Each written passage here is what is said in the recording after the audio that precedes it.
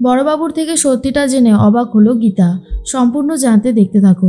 গল্পের শুরুতেই দেখা যায় মেহেক তো ঘুরতে যেতে চায় অঙ্কিতের সাথে, আর তখন অগ্নিজিৎ মুখার্জি অঙ্কিতকে পারমিশন দিয়ে দেয় মেহেককে নিয়ে ঘুরতে যাওয়ার জন্য। সাত্বিক তখন বলে, ব্যাস তাহলে তো আর কোনো ব্যাপার না, আমি ড্রাইভারকে বলে দিচ্ছি, ও তোমাদেরকে দিয়ে আসবে, আবার সময় হলে তোমাদেরকে নিয়েও আসবে। যাও গিয়ে এবারে তোমরা অনেক অনেক আনন্দ করো, হইহুল্লোড় করো। আর তখনই গিনি বলে, বাবা এসব কথা কে বলছে, আমি তো নিজের গানকেই বিশ্বাস করতে পারছি না। সাত্বিক তখন বলে, কেন বিশ্বাস না করবারই বা কি আছে, আমি তো সেটাই বুঝতে পারছি না। এর মধ্যেই মনে মনে একটা কথাই ভাবতে থাকে মেহেক, যে অঙ্কিতের সাথে তো যাচ্ছি, কিন্তু কৃপান আমাকে ঠিকভাবে থাকতে দেবে তো।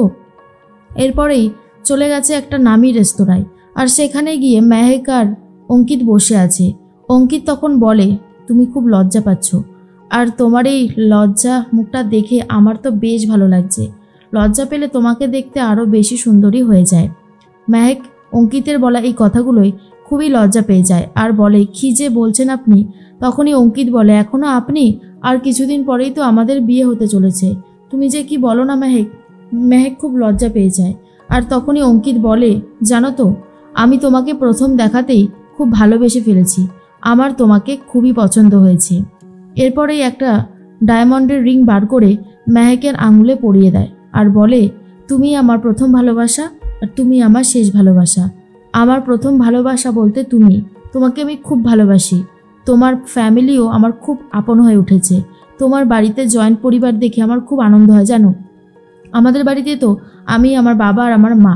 মেহেক তুমি খুব ভালো মেয়ে, তোমাকে আমি সারা জীবন অনেক সুখে রাখবো, মিলিয়ে নিও আমার কথাটা। এরপরেই মেহেক বলে, ধন্যবাদ। আর অঙ্কিত মেহেককে আই লাভ ইউ বলতে থাকে। এদিকে রেস্তোরাঁতে তো খুব ভালো গান করছে একজন, আর তাকে থামিয়ে দিয়ে অঙ্কিত তখন বলে, অ্যাকচুয়ালি আজকে আমি আমার ভালোবাসাকে এখানে নিয়ে এসেছি, তাই আমি ওর জন্য কিছু করতে চাই, আর ও একটা গান করতে চায়। এরপরে অঙ্কিত গিটার বাজাতে শুরু করে আর মেহেক গান করতে শুরু করে দেয়। এরপরে যখন গান নাচ সব কিছুই হয়ে যায়, তখন নিজেদের টেবিলে আবার ফিরে আসে। একজন ওয়েটার এসে বলে, স্যার আপনাদের খাবারটা তাহলে দিয়ে দেবো। অঙ্কিত তখন বলে, খাবার? আমি তো কোনো কিছু অর্ডারই করিনি, তাহলে খাবার আসছে কোথা থেকে? তখনই ওয়েটার বলে, কি বলছেন স্যার, আপনি তো অর্ডার করেছেন। অঙ্কিত বারবার করেই বলে, আমি কোনো অর্ডার করিনি, কোথাও ভুল হচ্ছে আপনার। কিন্তু সেই ওয়েটার বলে, এই তো গ্রিলড চিকেন, গ্রিলড ফিশ আপনি তো অর্ডার করেছিলেন। অঙ্কিত বলে, বললাম তো আমি অর্ডার করিনি। এর মধ্যেই চলে এসেছে কৃপান। কৃপানকে দেখে মেহেক তো খুবই বিরক্ত হতে থাকে। আর তখনই কৃপান বলে, আমি তোমাকে অনেক রিং দেব, ওই রিংটা ওকে খুলে দিয়ে দাও, দিয়ে দাও বলছি। তখনই কৃপান বলে, কি হলো মেহেক, কথাটা কানে গেল না? এরপর অঙ্কিত আটকে দেয় কৃপানকে আর বলে, কি হচ্ছেটা কি এখানে, কি হচ্ছে, আপনি এরকম করছেন কেন? কৃপান তখন বলে, কারণ মেহেক আমার ভালোবাসা, ও অন্য কারোর হতে পারে না, আমি ওকে অন্য কারোর হতে দেব না। অঙ্কিত তখন বলে, জোর করে ভালোবাসা পাওয়া যায় না, আপনি জানেন না সেটা? আর তখনই অঙ্কিতের কথা শুনে কৃপান অঙ্কিতের কথা না পাত্তা দিয়ে বন্দুকটা ধরেছে। এরপরেই কিছু করে উঠতে পারছে না অঙ্কিত, কারণ অঙ্কিত যদি কিছু করে তাহলে গুলি চালিয়ে দেবে কৃপান। পাশের টেবিলেই ছিল গীতা। গীতা এসে ড্রিঙ্কটা মাথায় ঢেলে দেয় কৃপানের, আর বেধড়ক মারতে শুরু করে। ক্ষয়ক্ষতি হয় প্রচুর। আর সেই রেস্তোরাঁর ওয়েটারকে কৃপানের কার্ড ধরিয়ে দিয়ে বলে, যা ক্ষয়ক্ষতি হয়েছে ওর কার্ড থেকে টাকা পেমেন্ট করে নিন। আর তখনই ওটিপি বললে টাকা কেটে নেয়। আর কৃপান তখন বলে, কাজটা ভালো হলো না কিন্তু।